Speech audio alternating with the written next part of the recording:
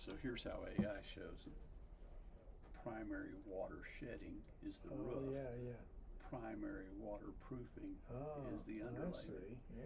And then they talk about flashings in ice and water, but they don't. In critical areas. Yeah. Oh, thank you. So this was just for you. How are you handling the audio? I thought You handle it. I don't want to say something I shouldn't say. Or well, I'm going to say broadcasting live for the last time from the luxurious Studio D, and then I'm saying that in the third break, in Act 3, we'll have a special announcement. Yeah, but we're not telling them where we're going, right? We can't say the name of the station. Right. We can say we're moving to a different station at a different time. Rebrand the program. Yeah. Yeah. Okay. And Carly will be sending out a email blast to our universe. Okay. And we will be doing social media posts all week. And Lee and them are supposed to be doing something, but we can't say that. But yeah, they're also supposed to be doing some stuff. Now, Good. Is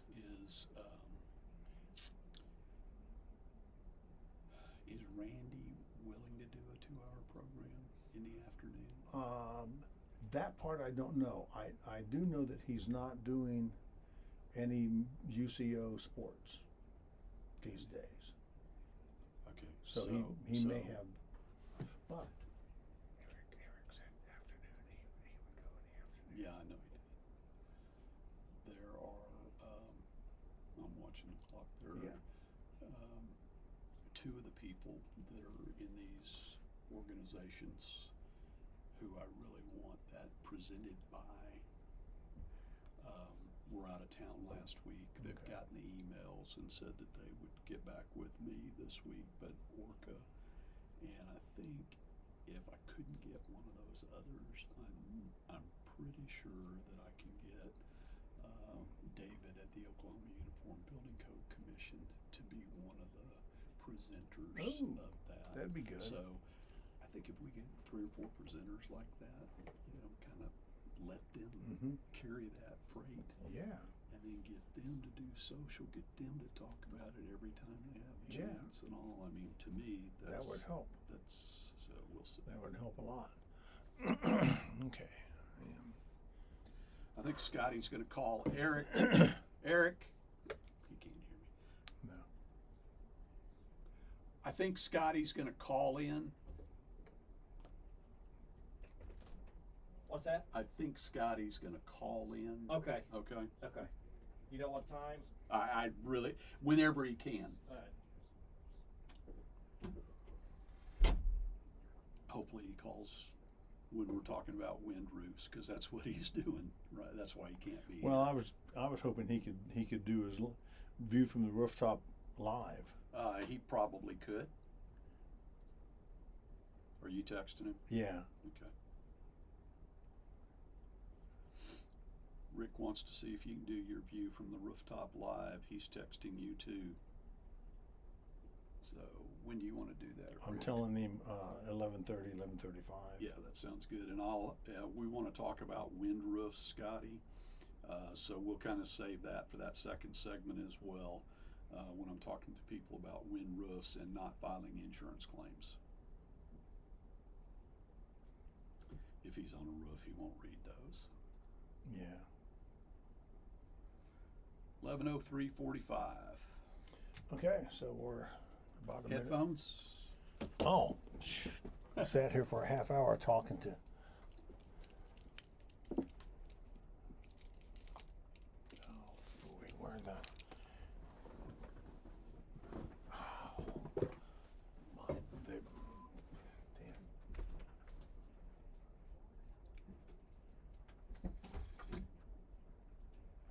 Here, use these.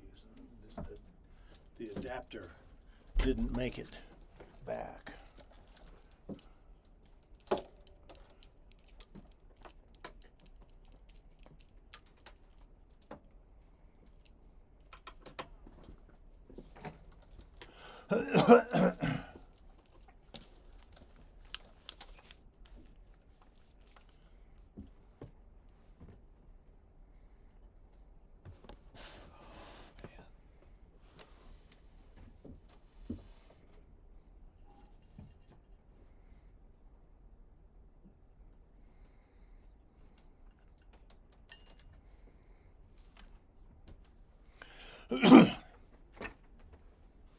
we go. I can't turn these up. Oh my. Broadcasting live for one last time from the luxurious Studio D in Oklahoma City. It's McRoof Talks Insurance on Tyler Media, AM 1520, FM 95.3 KOKC. I'm Rick Allen Lippert here with restoration specialist and Hall of Fame remodeler Scott McCollum. Good morning, sir. HAAG-certified roofing inspector Scotty McCollum is out in the field today. He'll be phoning in later. Holding on to a rope, I hope.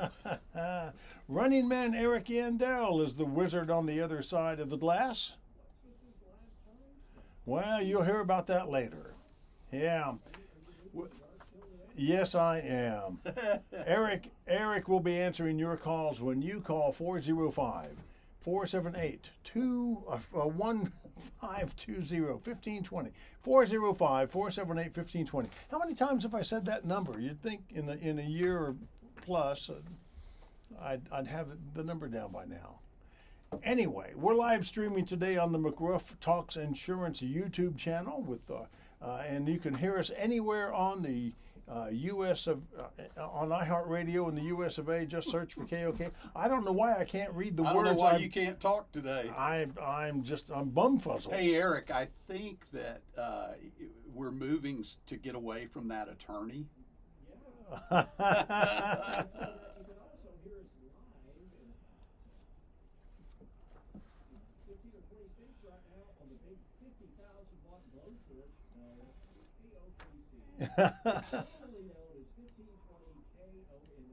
Yeah. Act 1 of the show today will start as usual with our trivia question and other interesting tidbits, including the word of the week, which is this week a phrase of the week. There you go. The number again to answer the trivia question or to just ask a question, 405-478-1520. In Act 2, we hope to hear Scotty's view from the rooftop from an actual rooftop. And like Scott said, I hope he's holding on. I mean, it's like small car warning out there today. Yeah, exactly. It sure is. Then in Act 3, we will have a special announcement for you. So make sure you stay tuned for that. And we'll take more of your calls. Plus, we'll have some before and after the storm tips brought to you by Roof RX. And we'll wrap up with Dad's Wisdom brought to you by Energy Q. And we specifically want to talk to all you folks who have wind damage on your asphalt shingle roof today, okay? All right. Coming back from breaks, we'll have some genuine, official, obscure historical trivia. Hey, guys, speaking about the lawyer, on my way to the station this morning, I stopped to help a woman with a flat tire. Turned out to be the lawyer in drag. Oh my He gosh. He just wanted me to say that S&CM LLC, doing business as McRoof.US, legally operates under Oklahoma registration number 8000002, and that the registration applies to both residential and commercial roofing. I told him he was going to get into trouble by doing that. Hey, maybe he could be one of your actors down at Carpenter Square Theater. I doubt. Oh, he's not that good. Okay. Yeah, although he had a nice set of legs on him. Okay, so let's get. He just did. You know. I can go back.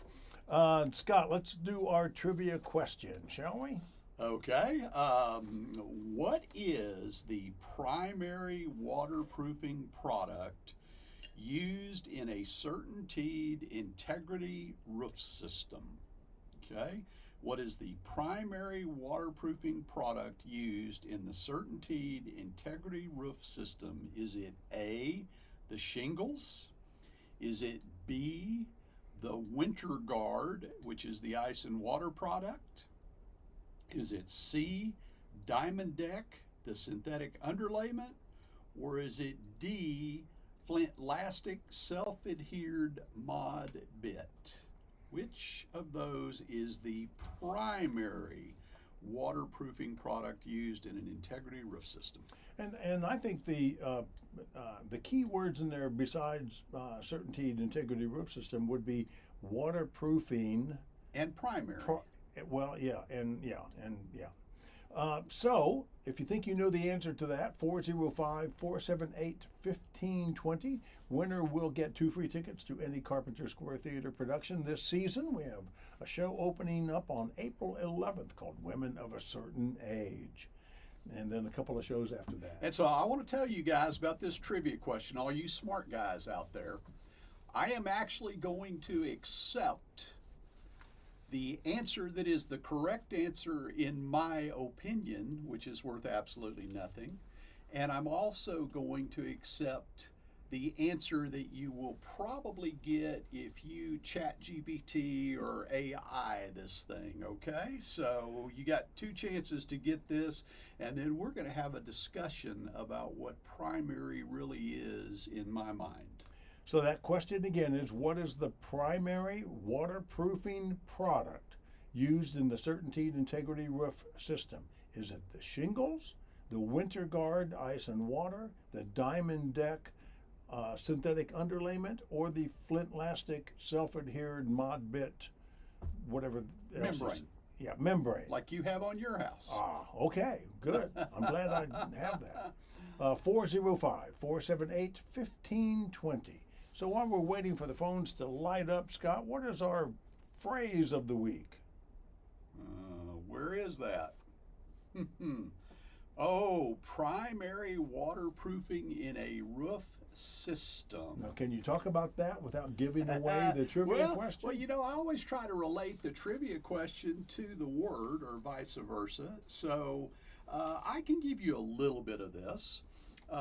In an asphalt shingle roof assembly, remember we've talked about assemblies, we've talked about how things are constructed and put together.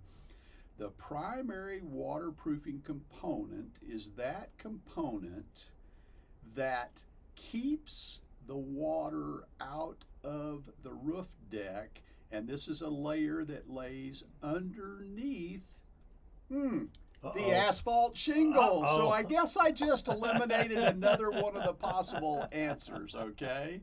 So the primary waterproofing is actually underneath the asphalt shingle. So we've eliminated A as a possible answer to our trivia question. And that is as far as I'm going to go before we get an answer to the trivia question, because we're going to talk about primary, we're going to talk about all the products that we use and how they go together. Well, before we get in depth in the anatomy of wind damage, which I know you want to talk about today, but I do want to talk about that. Let's first talk about your week in review, starting with the spring and outdoor home show that was last weekend. Oh man, that was a riot. Good. We had a blast. I think that Avery and Callie from the Oklahoma Insurance Department, one of the grant coordinators. We had a standing room only for our presentation on Friday afternoon. Yes, you did. That was really awesome. We enjoyed that. The guys told me, I left sometime later in the afternoon, and the guys told me that when the Unsellable House Girls finished up their presentation, that our booth was overwhelmed. Good. We had tons of people who had waited for the Unsellable Homes gals to do their show, right? Who had listened to us, who then made their way to the McRoof booth to look at the illustrations in real life of what an integrity roof system and a fortified system would look like. At the same time they were there, they got to see the most beautiful solar roof that is in existence. Oh, it's gorgeous. It's gorgeous. The sun style roof from CertainTeed, and they got to see our integrated solar in an asphalt shingle assembly built up for them to look at, and rave reviews. And Johnny had a number of appointments set for solar evaluations. And this is Johnny Nicholas, your solar specialist at McRoof.us. Solar team lead, yep. And he had a number of appointments set with people to follow up on for evaluations and proposals. So we're excited about that. A lot of great things going in that regard. The fortified is kind of swamping our boat right now. We knew this was going to happen. Oh, good. So we can talk a little bit about fortified if you want to at a point in time in the show. I do want to set the record straight on a few things. Make sure people have a little more clarity in terms of an understanding of what that grant process looks like, what the roles of the evaluator and the contractor are, and things like that. So super there. Got to see a lot of our old friends at the show, which is always a nice thing. Just coming by to say hey, and thanks a lot for the great work that McRoof did for us. And not looking forward to their next one, but not worried about their next one either, because they know it's going to be taken care of. Good. So anyway, super show. So the rest of your week, it was a gorgeous week this week. Did you get some roofs man. built? I tell you what, we had so much going on coming out of the show. Typically after a show, we take the Monday off. And the Monday is our move out day, our cleanup day, getting everything back in, stored in the warehouse and ready to go for the next show. And then really the guys who have been standing there for 72 hours essentially on the floor, getting some PTO and getting some rest. This Monday, the solutions team came in and they basically told me they're not taking any time off. They were already backed up and at pretty much full capacity, every one of them. Wow. Based on the windstorm and the firestorm and the things that had already happened in Oklahoma at that point. And with what came out of the show in terms of the new lead generation and the new people that we needed to go and see and help, they just didn't feel like they could take any time off. So we worked through the entire week. I think Carly said that we have seen about 100 folk in the last 5 to 7 working days. Wow. So that is full time, sun up to sundown. The guys running as hard as they can run. Carly and I made the decision yesterday that if I do not see PTO on each of my team members' calendars over the next week or two, that I will be putting PTO on their calendars if they don't do it. So that's where we're at. That's all awesome stuff. We did get some roofs built. Got a very large roof. Interesting story. This is a client that I think I had told you had the original roofer, had another roofer look at their roof that had both told them the roof is absolutely fine. They were getting ready, thinking about selling their home, which they have in the meantime. They have actually done that, okay?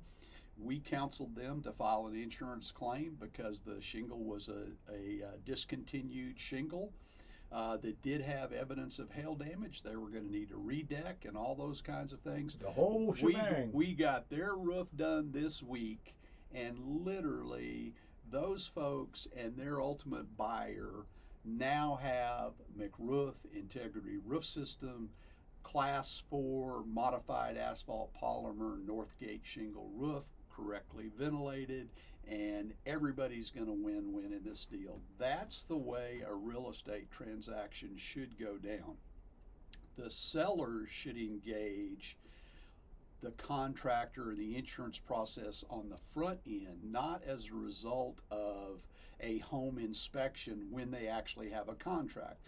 Now you're under the gun. Now you're in a compressed time frame where you have to get this, that, and the other done.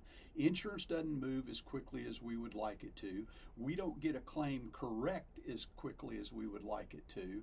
And we needed time to work through that process on their behalf, get the claim right, get the agreements in place. We got the insurance company to put the code items on the claim and line through them, so we didn't have to fight a battle after the fact about what those items were. All we had to do was document that they had in fact been done.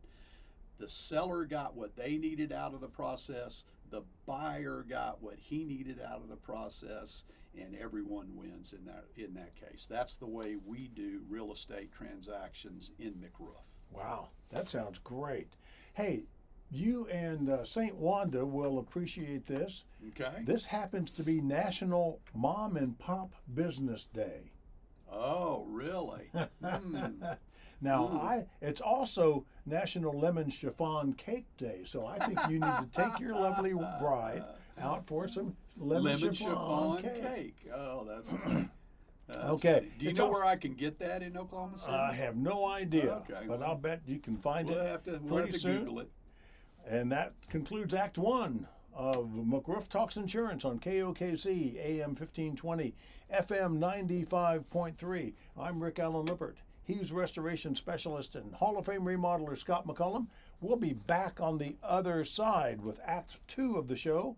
Our trivia question is still out there. What is the primary waterproofing product used in the Certainteed Integrity Roof System? We know it's not shingles. Is it WinterGuard, Diamond Deck, or Flint Lastic Self-Adhered?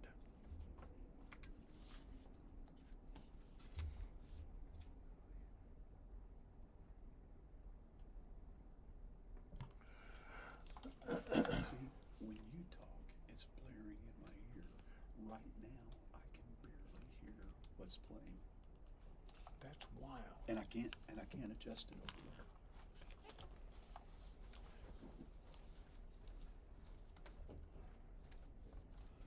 I don't know which of these. Well, I've tried them all. All right. What about this? Hmm. What about this? No change. This one? Nope. This one? Nope. What about this? Nope. See, I can barely hear Chris. No. I have no idea. And then when you're talking over here, it's blaring. Wow,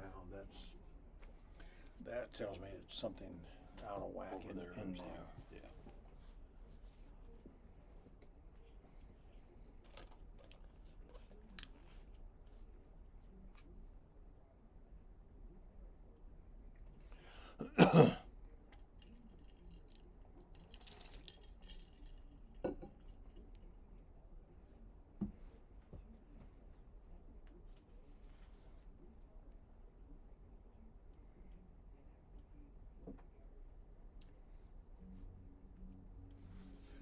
I want you to redo that Homer spot. I've got to correct some things that are inaccurate in it. I'll let you redo that Homer spot, because one of the things I want to do over there is I want to actually do some profiles. Like I've got other family members that I can profile, maybe someone, I want to just make that a little segment. Okay.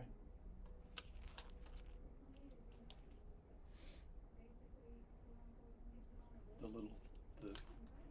little boy that she's talking about in that spot passed, and we just had his celebration of life last week, I think, or the week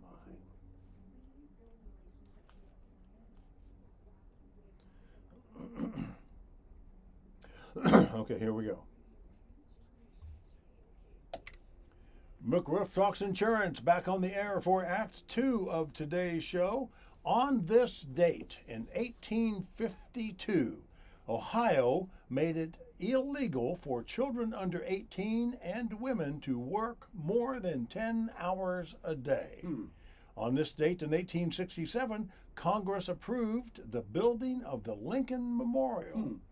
And on this date in 1929, it seems kind of late, but the first telephone was installed in the Oval Office by Herbert Hoover. 1929. 1929. That does seem late. That does seem late. Huh. And look what that caused. Hoover gets the telephone and the economy crashes 8 months later, 7 months later. Anyway, here we are, McRoof Talks Insurance. This is Act 2.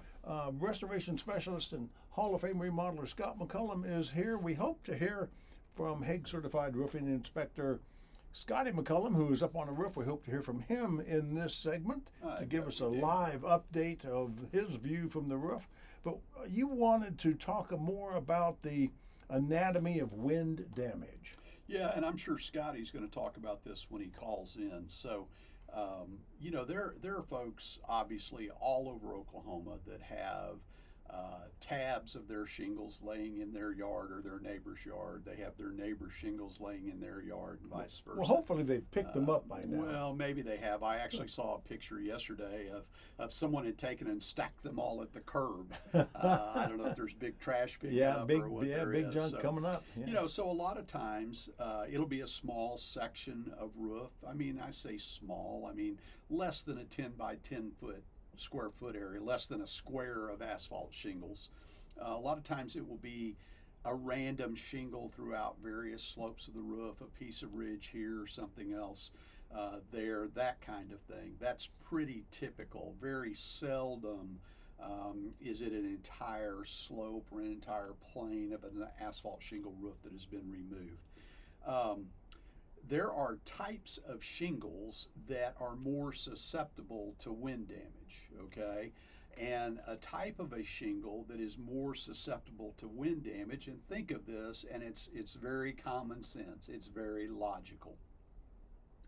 If you have an asphalt shingle, an architectural shingle that has an exposure on a tab of about 5 3/4 inches, give or take, okay? And that tab is fairly small. It typically is tapered. It's wider at the bottom and narrower at the top. At the bottom, it may be only 5 or 6 inches wide at the bottom. That's what lays over the shingle that's underneath it. Okay. If you just simply look at the area of that tab of that shingle, you understand that's a fairly small area.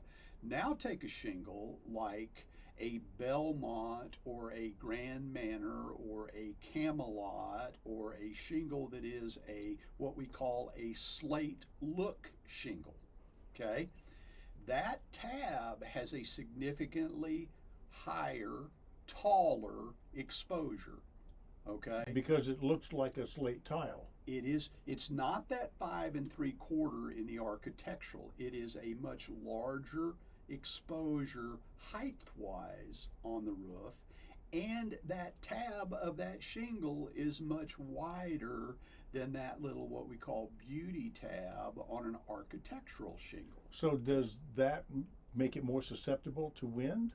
Well, Since it's does more it area? make sense that if it's more area, that it is a larger surface for the wind to get under and be able to flip that tab up? Well, that's what That makes sense doesn't- to me. But isn't that kind of- I made a mistake.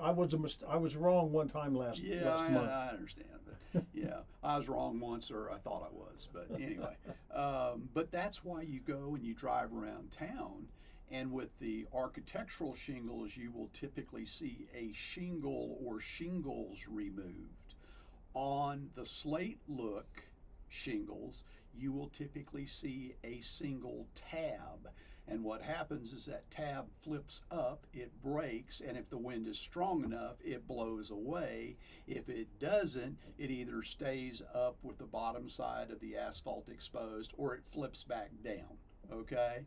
So that is a type of shingle that is more prone to wind damage. all right? The slate look. Yes. Okay. Okay. And in my mind, because of the area of that tab. Okay. So the more you have exposed, the more the wind can get under, okay, and has the ability to flip that over.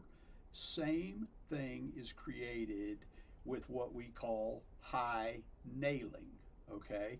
High nailing increases the distance from the bottom of the tab of any kind of shingle to where that fastener is, okay? If it's high nailed, it is nailed above what we call the nail zone, where the nail was supposed to have been placed. Well, if that nail is above the nail zone, you've done exactly the same thing. You've created exactly the same condition that you had with that slate look shingle.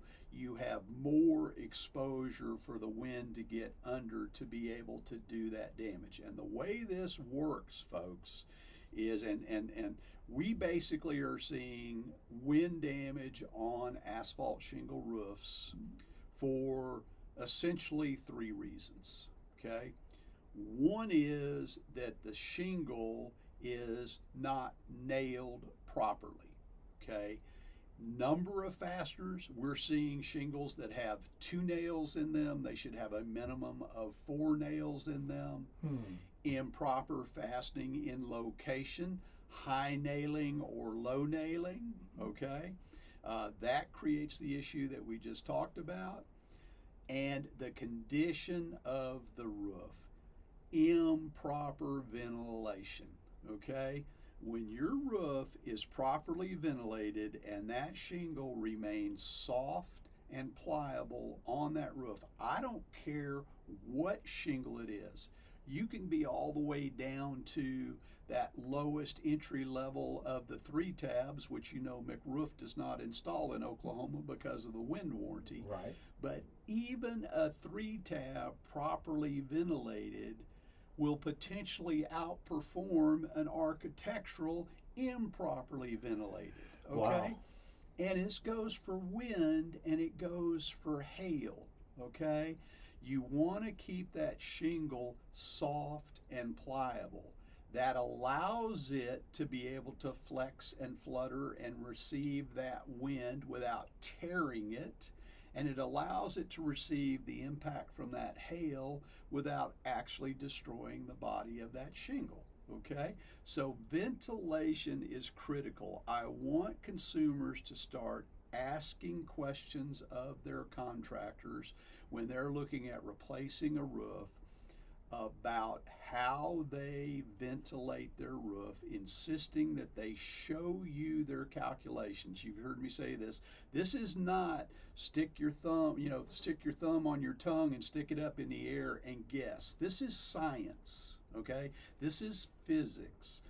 They should be able to show you how they calculated your ventilation, and they're creating for you a balanced attic ventilation system, which is at least 50% intake to exhaust, okay?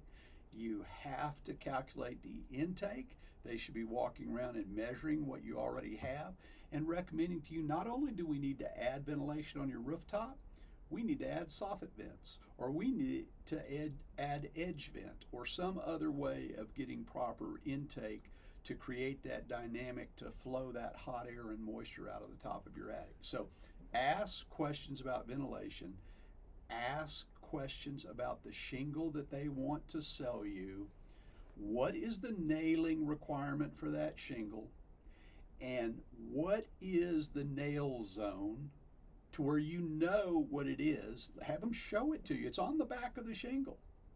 And how do you as a contractor ensure that your subcontractors are nailing that shingle the way they're supposed to? Ask them these questions. And then the last thing I'm going to say about wind is, folks, it takes a whole lot of wind damage, a whole lot of tabs or missing shingles to equal an insurance deductible. Okay? Very, very, very few people should be filing an insurance claim for wind damage. The insurance companies know, the roofing industry knows that wind damage is very easily repaired, okay? I'm not going to say that it's simple. I'm not going to say that it's cheap, but wind damage is easily repaired. The shingle may not exactly match what you've already got, but your roof can be restored to what it was originally intended for, which is keeping the water out of your house. Insurance companies know that. They are not likely to pay for a roof replacement for wind damage alone. That's why we counsel everyone as to whether or not to file a claim, and seldom do we have someone file a claim for wind, okay? If they can't file a claim for wind and hail, seldom do we advise them to file a claim. About the only people that I've seen in the last 2 weeks, 3 weeks that need to be filing a wind claim are those people who have lost a significant portion of a commercial flat roof membrane that has peeled back or been removed, or those people who had those improperly fastened metal roofs that we talked about that lost a huge portion of those metal roofs. Those are the only people that should be filing an insurance claim on wind damage to their roofs without having a qualified, credentialed inspector out to your roof to inspect it and advise you as to what your next step should be. Well, I have a question. Since you brought it up, it was your first point of the 3 points, Okay. and then you talked about the nail zone that is indicated. Yep. So when the subcontractors are what I call hiding nails in the roof, when they're hammering the nails and attaching the shingles to the roof deck, Okay. is there a guidelines or something visible on the shingle that shows them where they're supposed to be? Oh my gosh, I mean, Mr. Rick. how idiot proof is it? Why I guess am I it's- so glad that you asked this question, Rick? Okay. What I've learned is that there's no such thing as idiot proof. Well, but we try to make it, okay? Sure. So here's the deal. Folks, if you're talking to a roofing contractor who does not possess any manufacturer's credentials, okay? They may be the greatest guy or gal on the face of the earth, Right. okay? Good old boy. They may be superhuman beings, but they are not the most proficient and highly qualified person to be replacing your roof, all right? And your roof is the second most important structure in your home after only your foundation, okay? Okay. So credentials from manufacturers require what, Rick? Training. Training. Who gets trained, Rick? Well, I would think the contractor and the subcontractor. The company personnel get trained. McRoof is trained to the highest levels of the certainteed world and has the credential of Select Shingle Master, okay, in the asphalt shingle world. Solar Master in the solar world. It means we have not bought our credential, we have trained, learned online, in the computer, in the warehouse, physically installing these products and doing it correctly. That leads us to the company credentials. The company, to maintain their credentials, must have credentialed subcontractors. Yay.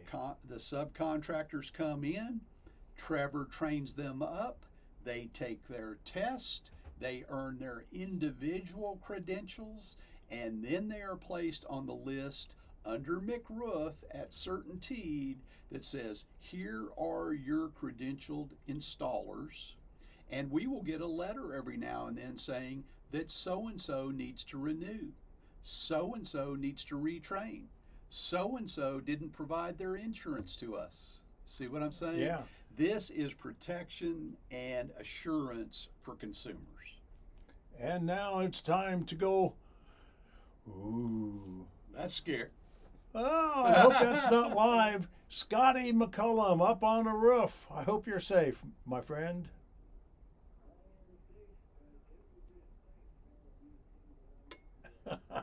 Really? Tell us about it. Paint us a picture.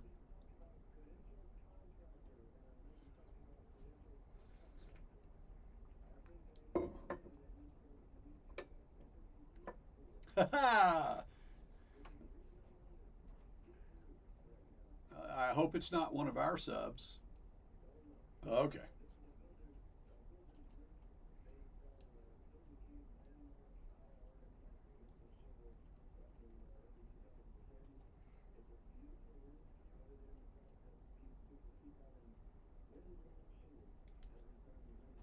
Yeah, let me set the stage. This man's owned this house only for a year or less. Yeah, and barely just moved into it. And we've been out there, what, Scotty, 4, 5, 6 times already? Okay, all right. And why, Scotty? Okay.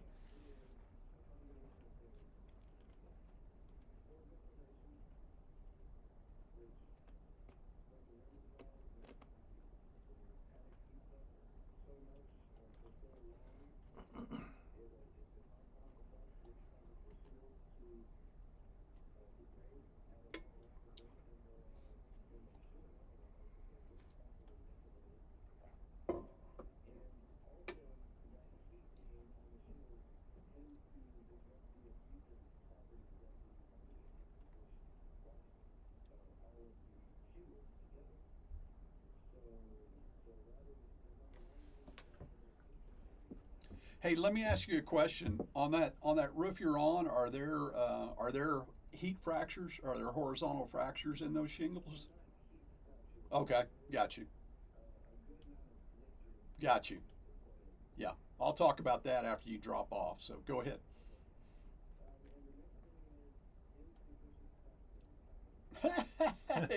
Cannot imagine that.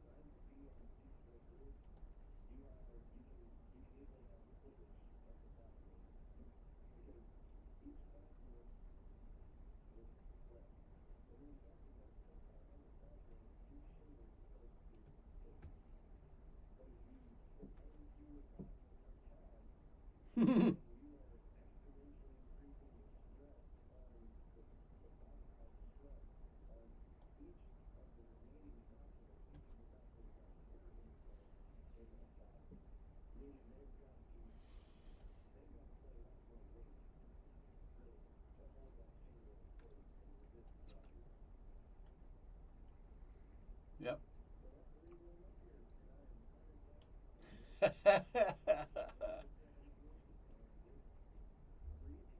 Yeah, it is. Well, Scotty, we're gonna. Oh my gosh. Well, we're gonna let you.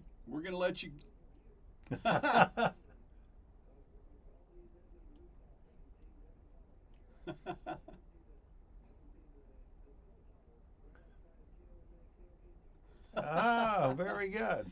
All right, bud. We're gonna let you go. Stay safe, please, and call me after you get down. We're gonna talk a little bit about the heat fractures and the blisters right now. Thank you, Scotty. All right. And with that, we'll take our break. We'll be back with Act 3 of McRoof Talks Insurance on KOKC, AM 1520, FM 95.3. We'll have a special announcement when we come back. And our trivia question still out there. What is the primary waterproofing product used in the Certainteed Integrity Roof System? We know it's not shingles. Is it Winter Guard, Ice and Water, or is it Diamond Deck, or is it Flint Lastic?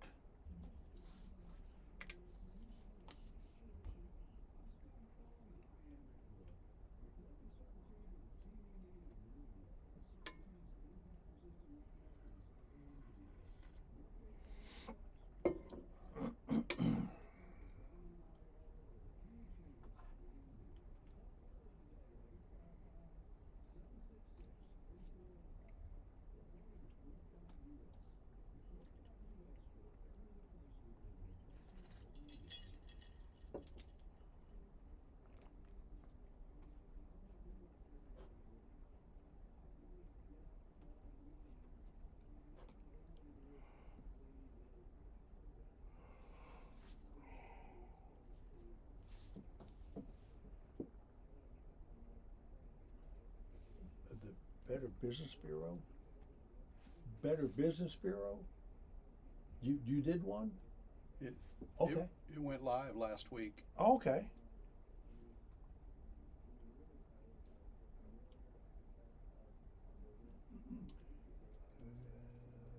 So, okay.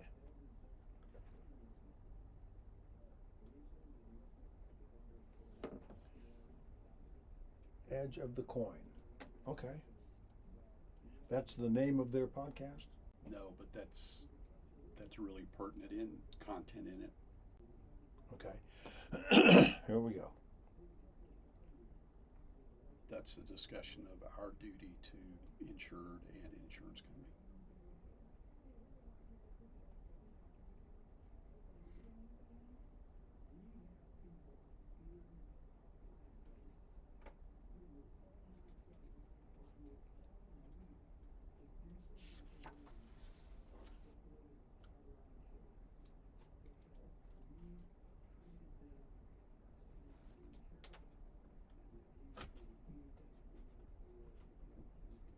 It's this.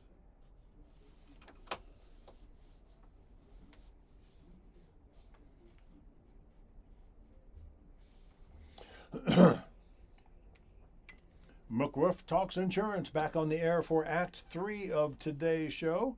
On this date in 1961, the 23rd Amendment to the Constitution was ratified. That allowed Washington, D.C. residents to finally vote in presidential elections. On this date in 1973, U.S. troops left Vietnam.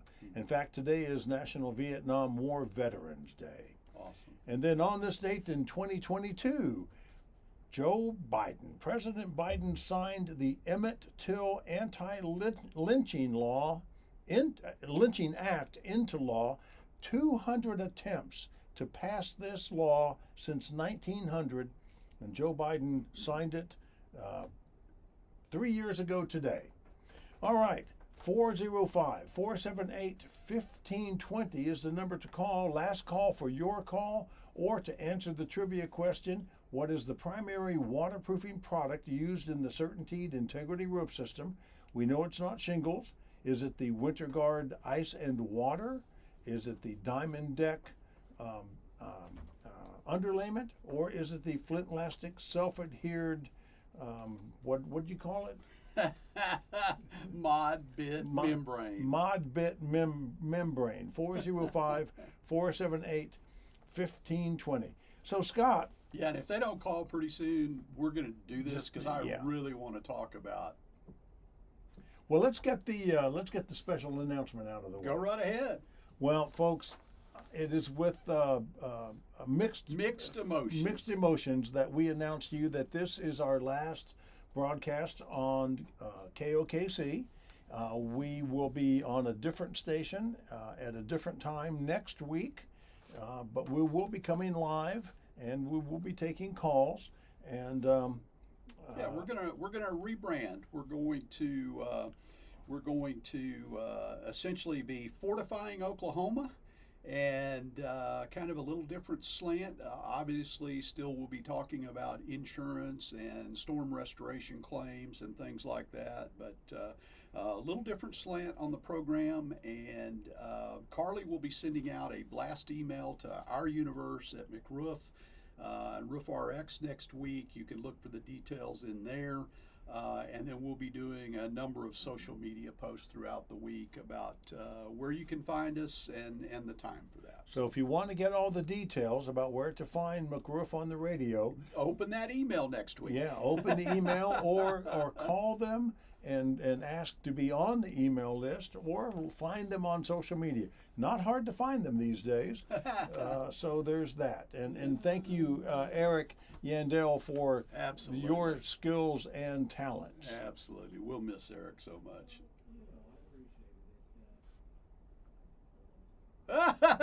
He's got to go to work. We got a call coming. We have a call coming in. All right, we'll do it. And so we'd also like to thank Tyler Media. They've been a great host for us, and I just really appreciate it. And I, Eric's on the phone right now, but he's a great producer. Hey, real quick before we jump over to the caller, let's finish up Scotty's conversation. He was talking about underventilating on roofs and the effects that it has.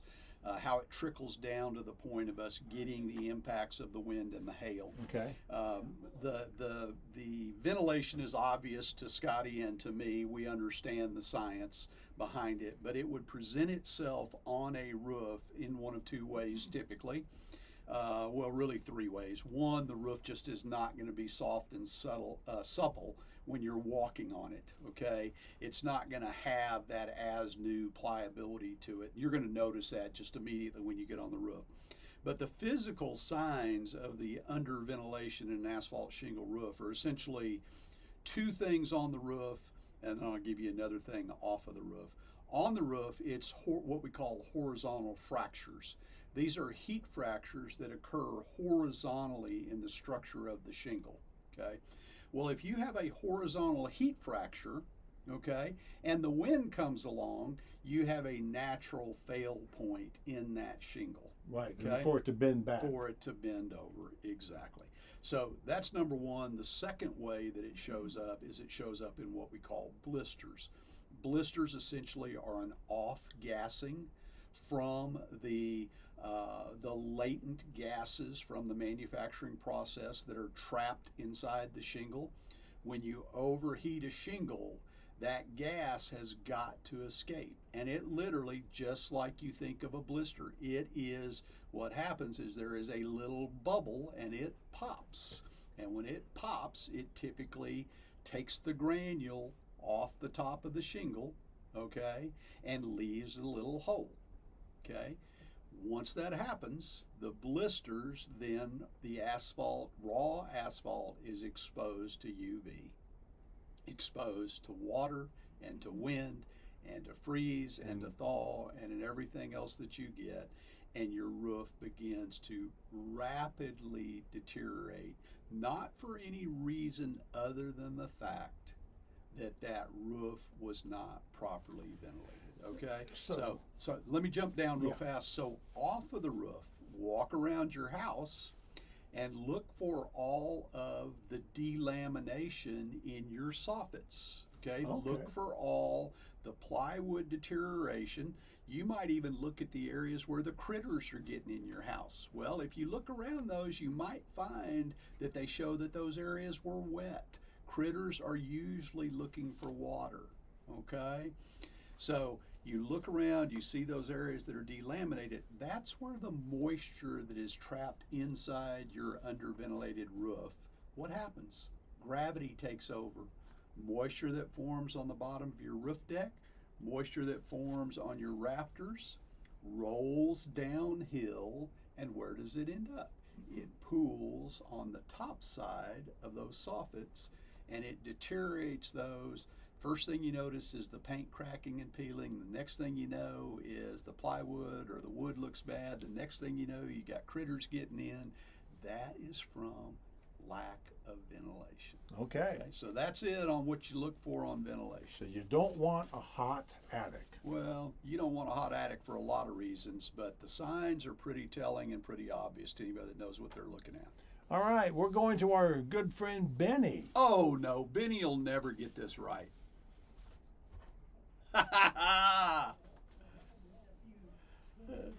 Okay, all right, give it a shot, buddy.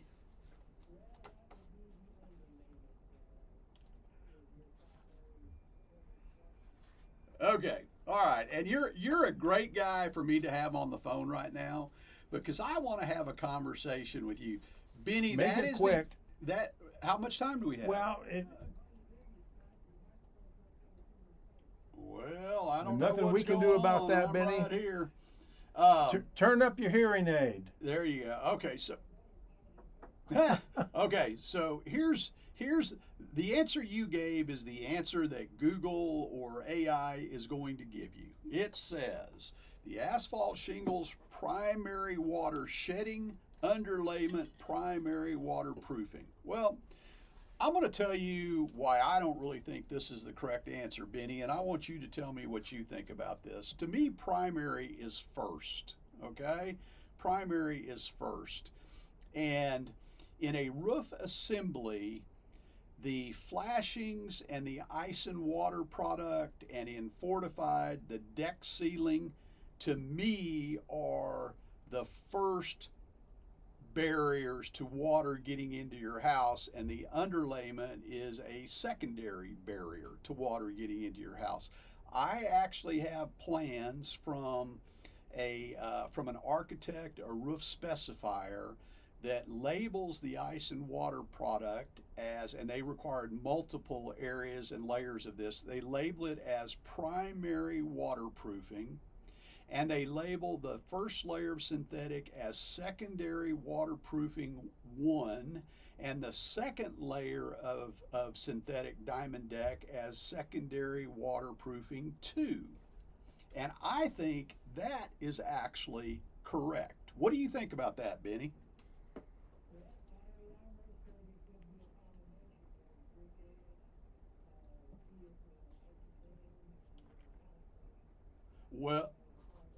Well, it's Well, and that is the tried and true answer. So we said you got your batting average up a little bit today. I was thinking about this in terms of a vehicle. Okay, if you got a car and the airbag goes off and the seatbelt restrains you, to me, those are not your primary defense. Your primary defense is that steel cage that was built around you. Okay? So I'm taking that logic and applying it to a roof, and that's how I've come up with the idea that I don't think that this answer is correct. But you know, who cares what I think?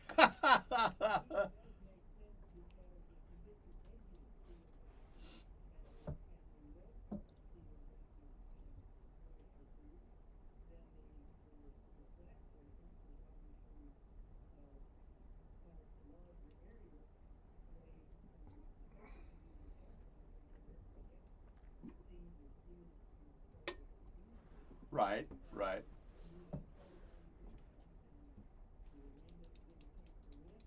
Yep. Yep. Exactly right. So it's all, it's all redundancy, and I'm not gonna get too hung up on it. I just wish that people would pay a whole lot more attention and ask questions around systems to where they really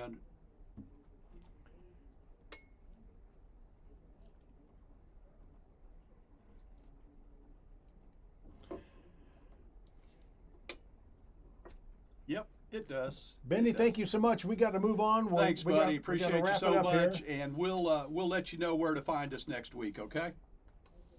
You bet you, man. All right. So I'd like to turn the mic over to Eric Yandel. Okay, let's do it. Let's do it. Now, the last few years have been, I've enjoyed coming in every Saturday. This has been really interesting assignment for me to learn a lot. And hats off to the team there at McRoof for everything they do. They're hard-working people. I think probably a lot of people take it for granted that these people are out there working, and they do a great job. I've learned a lot over the last, how long have we been here? Oh, off and on for years. Yeah. But, no, I've enjoyed every moment of it. I've enjoyed the camaraderie. I've met you guys. I wish you guys the best of success. Yeah, absolutely. Okay. Well, absolutely. Thank you, And Eric. Eric, we appreciate you. We Okay. appreciate you, and I'm glad it's fun for you. That's what it's supposed to be. So before we leave, I have to say one more time that S&CM LLC, doing business as McRoof.us, legally operates under Oklahoma registration number 8000002, and that the registration applies to both residential and commercial roofing. Hey, Scott, you're on the Better Business Bureau podcast. Yeah, now. I posted it. It went live last week. Had a great conversation with the BBB and a lot of cool stuff there.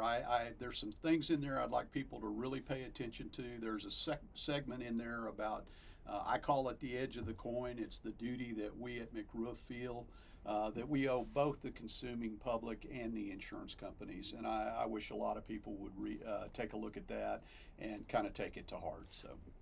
Okay. Okay. Well, so as we begin to wrap up, folks, I want to just remind everybody that if this is our final show on KOKC, and if you want to find out where we'll be next week, make sure you get that email from Carly at McRoof. You can call her at 855-766-3405. Absolutely. Or you can find them on social media. Just search for McRoof.us. We don't want to lose anybody. Okay, Scott, Dad's wisdom. Say what you mean and do what you say. People don't have to agree with you, but they need to know where you stand. My daddy. In the words of Homer McCollum. I'm Rick Allen Lippert on behalf of young Scotty McCollum, Eric Yandel, Scott McCollum. Thank you all for listening. Hope you follow us where we land next. Have a great week, everybody. Stay safe tonight.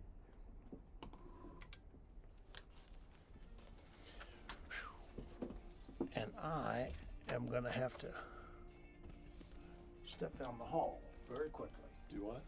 Got to go down the hall.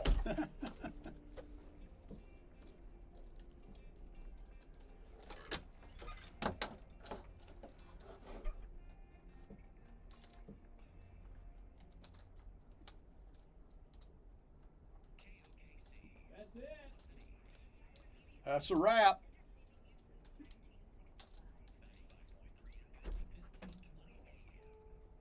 Hell of a pleasure. Oh man. Hopefully I didn't say anything too sappy or anything. No, we enjoyed it. Yeah. Absolutely. No, I do think a lot of people go, well, it's just this or it's a job. It is a tough job. It is a tough job. I don't take it for granted because your crew's out there busting their butts to get things done. That's what I meant when I said that. Yeah, no. Yeah. I got you, man. But I appreciate the opportunity, Scott. I really do. It's really been a. Well, we've enjoyed it, and like I said, there may be Yeah, other click that mic there. other opportunities. If you don't mind. Other The opportunities. mics are off anyway. Other opportunities on down the road. So. Yeah, that's what I said. Hey, you never know. This is a funny business. All right, man. Take Hey, care. Thank you. All right. Keep in touch, please. Yes, sir. We'll see you. Hey, you guys, good luck with the new place. I appreciate it. We'll And, see how it goes. I'll be around if you need me. Okay. Thanks, sir. See you later. All right. Terminations of the Peace Institute came the same day the Trump administration took steps to formally shutter USAID. The White House did not immediately respond to a request for comment. Those agencies are among many facing huge cutbacks ordered by Elon Musk's Department of Government Efficiency. Protesters making their anger known outside Musk's Tesla dealerships around the country and abroad.